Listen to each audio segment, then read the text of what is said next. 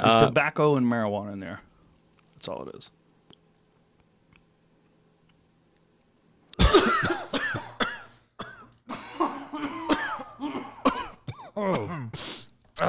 So if you guys thought that the Joe Rogan piece that we released was controversial, which it was not at all, if you watch the video, then this is definitely going to cause a little bit of controversy because this is just ridiculous. There's this article in the New York Times. Okay, this is the New York Times we're talking about. This is not some tabloid or BuzzFeed or something like that, right? Like, okay, well, we're going to call names. I was going to say it reads like a BuzzFeed article. Yeah, BuzzFeed or, a Now This type of, like, this is insane that this is an actual article that's from the New York Times. Probably, arguably our nation's most trusted source of news for a really long time. But yeah, why don't you go ahead and read a couple of the things that they're saying about. So basically what happened, and everybody probably watching this knows about Elon Musk and this kind of the stance that he's taking about getting his business back up and moving in the midst of all this corona nonsense that's going on.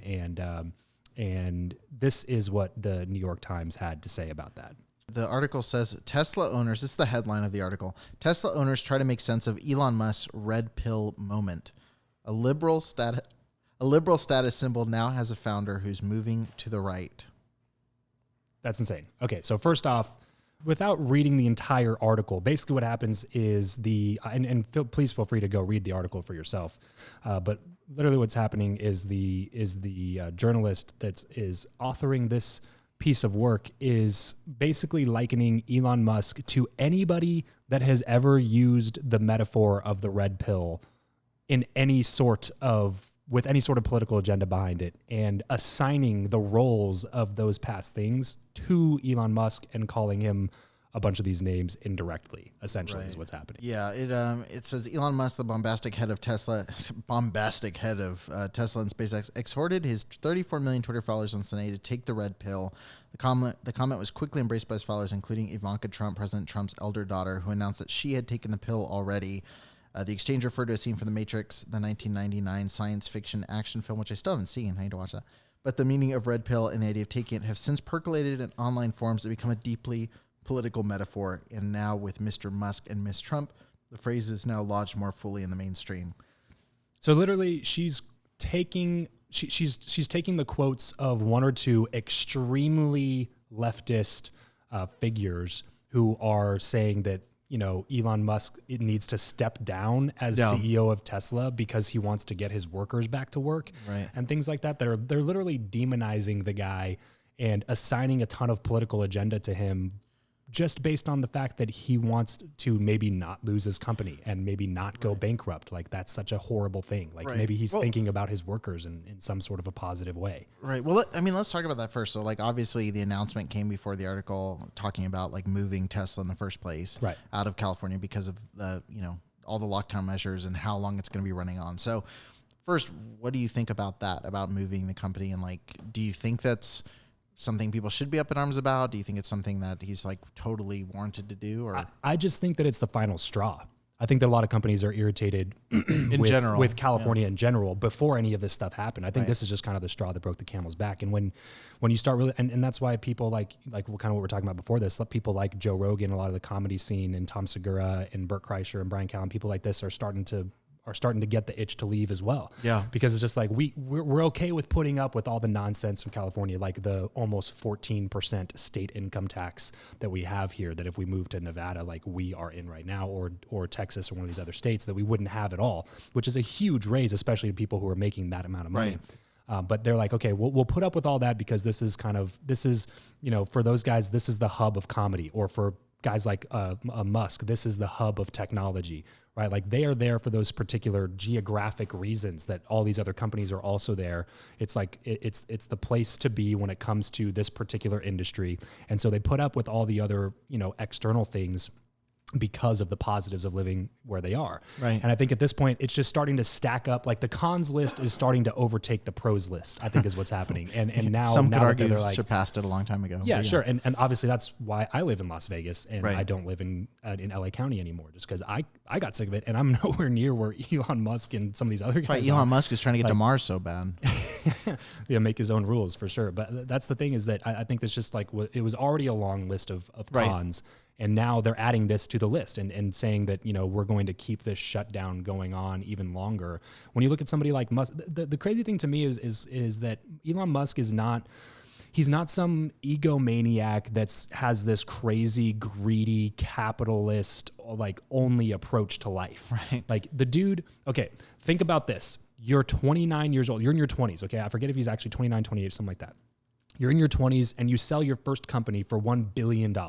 This is Elon Musk, okay? He sold PayPal with Peter Thiel, his partner, for $1 billion when he was 28, 29. And I could be wrong on a couple of the specific figures on that, but it's something like that, okay? How many of you are going back to work after that?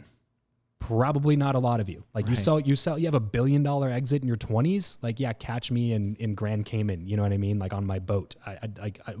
The fact that he was willing to take all of the money that he made from that and then reinvest it into a couple of different companies that were not just built for profit, they were built to change the world. Like SpaceX and Tesla are world-changing ideas and companies that have historically been not profitable for a really long time. Right.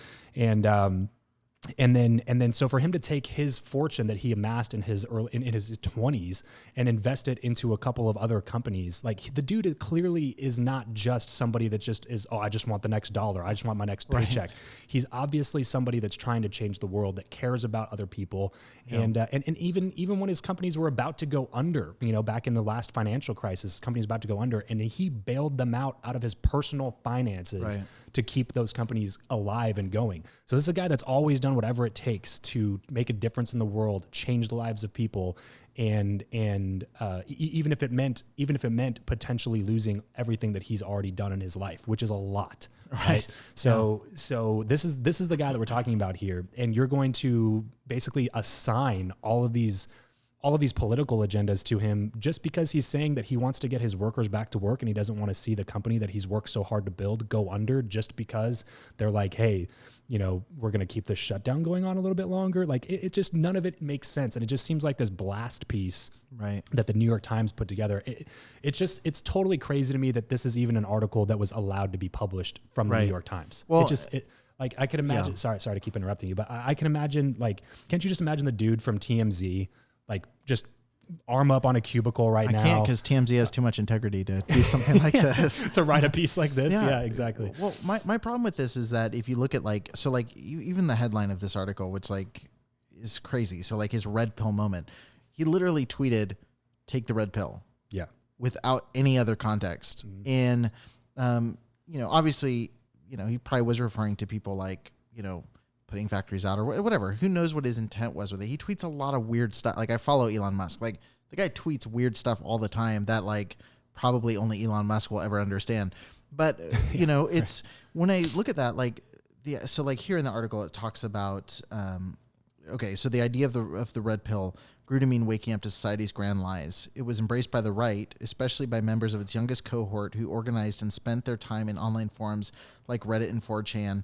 The truth to be woken up to be varied, but it ended up usually being about gender. To be red-pilled meant you discovered that feminism was a scam that ruined the lives of boys and girls. In this view, for a male to refuse a red pill was to be weak. Like, crazy. It's nuts. And red pill forums are often filled with deeply misogynistic and often racist diatribes. Now, look, I've seen the red pill memes like everybody else, and I've seen people on both sides of my Facebook feed use any context. Yeah, is it to wake up to a lie? Yeah, I've seen Christians use it to say like, take the pill so you don't see the atheist world. I've seen people that are saying, see that there's more than two genders, take the red pill. I've seen people say, open up, like there's something behind this coronavirus. So, like the red pill thing is one of the most easily adaptable metaphors ever. From any industry, from any political view, any agenda that you want to assign to it. Like nobody thinks that they took the blue pill. Like nobody's like, I take the blue pill willingly. Like that's kind of the power of the metaphor is that everybody thinks that they are picking the right thing. Yeah, and totally. Yeah, it's crazy. Like reading this, it's such a big jump. And then it's like, why are you bringing in all of these, like, it's a far right thing talking about gender. It's like, well, is it about talking coronavirus? About gender and race? Is it about coronavirus, or is it about the race thing? Is it about the gender thing? And so they're taking this big leap and writing an entire like this is not a small article, right? All off of that statement. I even get if they would have done, like they mentioned the Free America Now, like I get running with that a little bit more. Like, what are you saying? Like, but Sure. Regardless of if you agree or disagree with the Right, politics of that statement, at least it makes sense to draw a conclusion like that. But to liken Elon Musk to some Reddit typer in his basement blogging about freaking like misogynistic and racist things, like that doesn't even. There's absolutely no way that a normal person would look at that and draw that type of comparison. Right. But this is what New York Times is reporting as real news now. Like, that is mind blowing to me. And that's the power of stuff like what happened with Joe Rogan recently, where, like, to go back on the last video that we just did, like, where the Joe Rogan leaving to go to Spotify, that's the kind of stuff that happens, because this is obviously, you know, there's somebody controlling the agenda behind a piece like this. It is not a newsworthy piece. It's not actual journalism. It's a tweet. It literally, he was probably had a little bit of tequila and was sitting in his Tesla in his garage and was like, take the red pill. This is like National Enquirer type of journalism. You know what I mean? It's just like, if this is what's happening with people pulling the strings like a puppet master from the top, then this is exactly what's going to continue happening with people like Joe Rogan exiting places that are going to continue censoring things based on somebody's political agenda that makes the decisions at the top. And again, like, pulling back and saying, like, if this is what he's talking about, and we're talking about this whole lockdown stuff, like, many things can be true. And like we were talking before recording, like, you can feel one way or the other. Like, I think that it's been so politicized on both sides, where you've got people saying, like, if you go outside, you're going to die, to people saying, you know, it's a total hoax and like it's all fake. And it's like the truth's somewhere in the middle there. Probably. Yep. But it's like with someone like Elon Musk, like, you've got to think about keeping people safe, which I'm pretty sure if they opened up, they would do all the measures that they need to do. In place. Yeah, I'm pretty sure a factory would be the easiest place to keep people separated on a whatever freaking assembly line thing.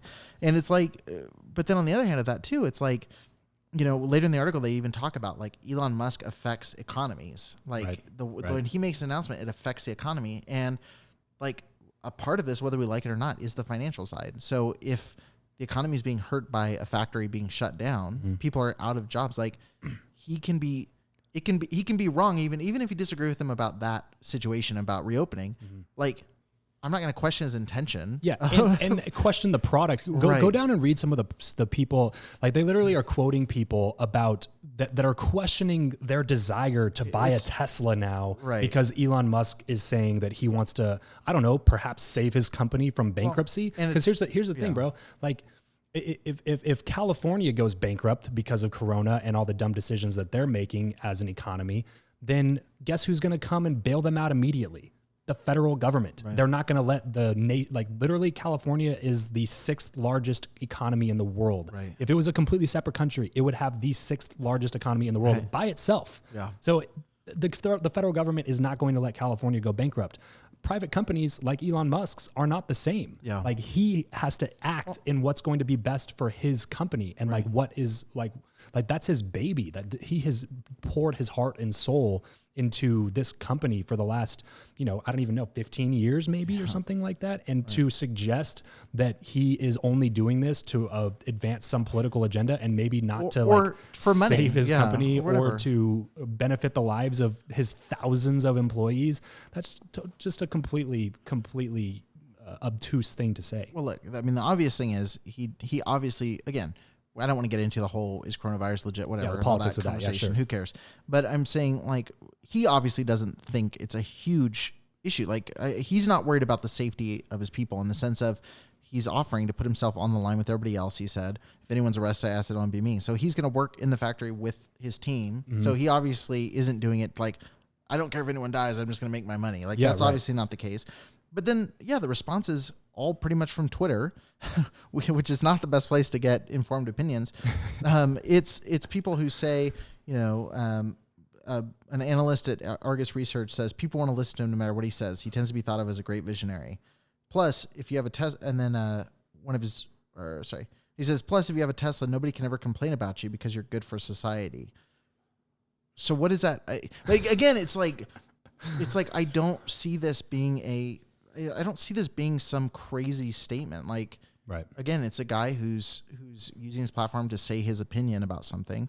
And he's also cushioned everything he said with statements like, I'll be on the front line with them. I think that he said Tesla stocks are too high. I'm going to start selling off like my own. It's just crazy to me that this is being run with in this way. And this that is he's the being problem. demonized the way Right. that he is. Like he's such a horrible person that doesn't care about anything except for Right. money. And it's just like, that's obviously not true though. If you look at Right. any other aspect His whole of the dude's life throughout. Yeah. Yeah.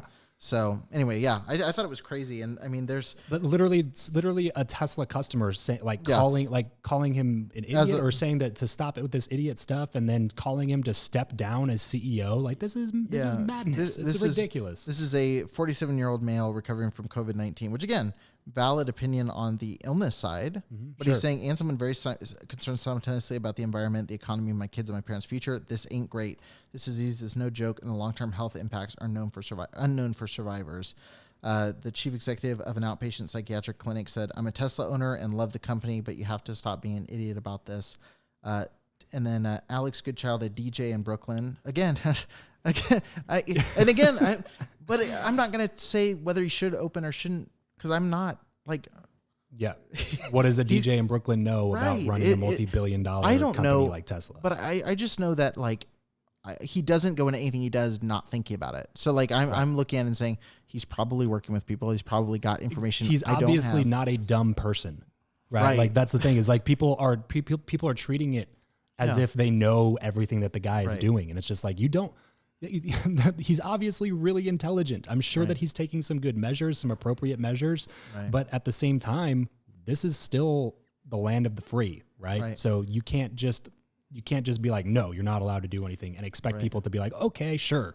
Well, the last 2 months, so DJ in Brooklyn says, Tesla owner and fan here, but this was a disappointing tweet despite the frustrations and holdups. Words are weapons, especially when used during situations like the one we're currently experiencing. You sound just like Trump in this tweet. The last 2 months has been this polarization in the Elon Musk fan club, said Paula Timothy Mellon, a technology consultant who moderates that LinkedIn-based fan club, which has 22,000 members. There are those who are believers in these California guidelines, and there are those in favor of his push to reopen Tesla. And then Sam Kelly, a Tesla owner and investor based in Spain, says if you own a Tesla, you feel you're directly connected to Elon Musk, and people think that Tesla owners are directly connected to the politics of the CEO. What? A Tesla owner and investor based in Spain who posted a name, Sam Talks Tesla. And then he added that he did not think that the red pill comment meant any big new political awakening from Mr. Musk. So the guy that says, but again, it's like saying like I use an iPhone, so I obviously agree with everything Tim Cook says. Yeah, right. It's just a weird. Just because we happen to know the guy who's the head of the company, right? Because any other company we don't know, right? Like name the CEO of Red Bull, name the CEO of McAllen. I wish I knew. You know what I mean? Like Gregor. Name these people. Like Gregor McAllen. Name these people that are Rode and Shure. Like we don't know what their agenda is. Like if you go down that path, you're only going to use products if the person who is at the head of that company agrees with your political view. Like, how is that a way to operate your life? Yeah. It doesn't even make any sense as a worldview to be like, oh, people just automatically assume that I adopt the political views of the CEO of the company that is the car that I choose to drive. Like, what are you talking about? Right. Like, how many people are lining up to buy a Tesla right now just because Elon Musk did this? You know what I mean? Like, probably not a lot more than we're already going to buy a Tesla to begin with. Right. You don't buy something of that size because of somebody's political agenda. Right. You know what I mean? Like you might buy a movie. If you do, or something, please leave a comment because I want to know. Yeah, right. Like you might buy a coffee mug to support or something like that, but you don't go out and buy $100,000 vehicle because of somebody's political views. Yeah, you buy it because it's a good product. Yeah, this does really remind me a little bit of the Rogan. Like we posted a Rogan reaction video, and like people. Yeah.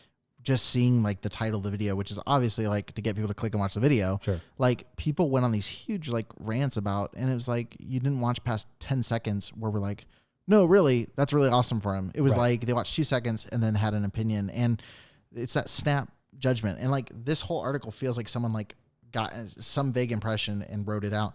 Musk. That's what I'm saying. Like, I don't understand how it made it through so many layers to publication. Right, it's the New York Times that we're talking about. Like I know I keep saying that, but it's that surprising to me. It's that shocking to me of just like a horrible. They even piece printed it. It says in the bottom it appeared in print May 20th. It wasn't even a web only. The New York Times, like magazine. Or a newspaper. Like that is insane. We don't read paper things. We don't know newspaper, magazine. Yeah, whatever they do. So anyway, someone asked Musk what he meant when he said it, and it says red pill. So this is what Musk's description was based on the Urban Dictionary definition. He said, red pill has become a popular phrase among cyberculture and signifies a free-thinking attitude and a waking up from a normal life of sloth and ignorance. Red pills prefer the truth, no matter how gritty and painful it may be. So obviously, he has big problems with people's gender and women. And Right. Yeah. it's just totally. crazy. So, A yeah. little bit of a stretch, New York Times. Yeah. Not world class, to say the least. I should try writing Not for the world New York class. Times. I mean, it seems like they are letting just about anybody in at this point. So. Okay. Well, let us know in the comments below. I forgot to ask this early, but let us know in the comments below if you would take the red pill. Red pill or blue pill? And to be fair, if you take the red pill, you're probably sexist and racist. But, think about it before you comment. Think before you comment.